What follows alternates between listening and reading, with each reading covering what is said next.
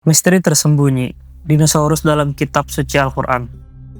Sahabat satu pesan, pernahkah Anda bertanya-tanya, bagaimana Al-Quran, kitab suci kita, bisa berbicara tentang makhluk-makhluk purba seperti dinosaurus yang hidup jutaan tahun lalu, jauh sebelum manusia ada? Hari ini kita akan bahas topik yang menarik, yang akan membuka pemahaman baru tentang sejarah alam semesta. Kita akan melihat bagaimana ajaran agama dan penemuan ilmiah bisa saling melengkapi, terutama tentang makhluk prasejarah yang luar biasa seperti dinosaurus. Mari kita temukan rahasia-rahasia yang mungkin belum banyak orang ketahui. Pembahasan ini sangat penting karena menunjukkan bahwa iman kita bisa sejalan dengan ilmu pengetahuan modern. Ini membuktikan betapa luasnya ilmu Allah dan bagaimana Al-Quran selalu relevan sepanjang masa. Apa yang akan kita bahas? Kita akan mencari tahu ayat-ayat Al-Quran yang memberikan petunjuk tentang makhluk-makhluk yang ada sebelum manusia, terutama yang berukuran besar dan meninggalkan jejak di bumi. Kita juga akan melihat bagaimana para ulama menafsirkan petunjuk-petunjuk ini. Bagaimana cara kita memahaminya? Kita akan melihat dari sudut pandang realitas agama secara syar'i dan realitas alam secara kauni. Menelah ayat-ayat penting dan memahami pandangan ulama masa kini yang memperluas pemahaman kita tentang ciptaan Allah yang tak terbatas. Al-Quran sebagai sumber pengetahuan tak terbatas memberikan pandangan baru yang memperluas cakrawala pemahaman kita tentang sejarah alam semesta melalui ayat-ayat yang penuh makna dan interpretasi para ulama yang bijaksana. Kita diajak untuk mengeksplorasi bagaimana kitab suci ini dapat menjadi petunjuk dalam memahami eksistensi makhluk prasejarah yang mengagumkan seperti dinosaurus. Bersama kita akan mengikuti jejak pengetahuan yang tersembunyi, membuka misteri bagaimana pandangan Islam terhadap rahasia-rahasia masa lalu yang tersimpan dalam fosil dan ayat-ayat Al-Quran. Sejumlah ayatnya memberikan petunjuk tentang eksistensi makhluk sebelum manusia. Dalam surah An-Nahl ayat 8 menyatakan bahwa Allah telah menciptakan entitas yang belum diketahui manusia, dan Dia telah menciptakan kuda, bagal, dan keledai untuk kamu tunggangi dan menjadi perhiasan. Dan Allah menciptakan apa yang tidak kamu ketahui. Ayat tersebut mengisyaratkan entitas yang tidak diketahui manusia. Sebab yang disebutkan sebagai makhluk yang ditunggangi adalah kuda, bagal, dan kedelai.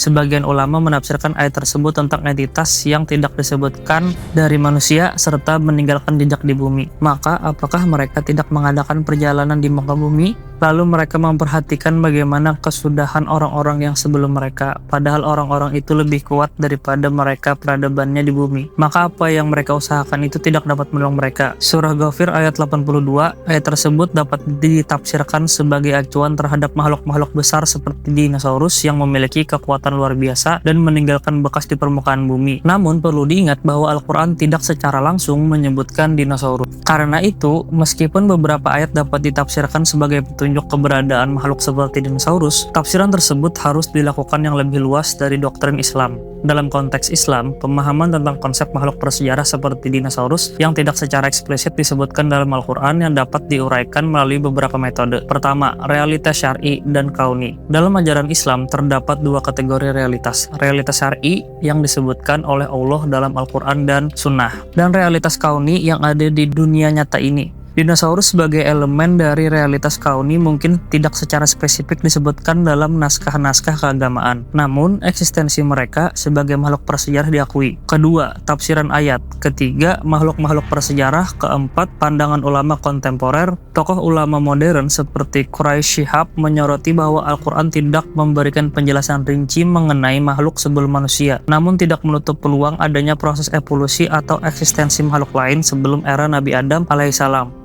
Dalam konteks Islam, dinosaurus dapat dianggap sebagai elemen dari sunnatullah.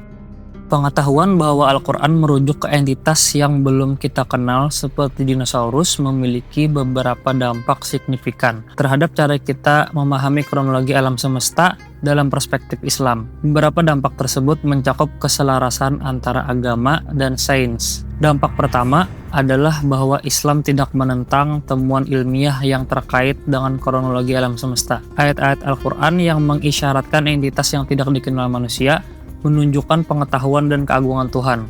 Dampak kedua adalah pengakuan bahwa wawasan manusia memiliki batasan. Al-Quran menginstruksikan bahwa hanya Allah yang memiliki pengetahuan sejati dan manusia terus belajar.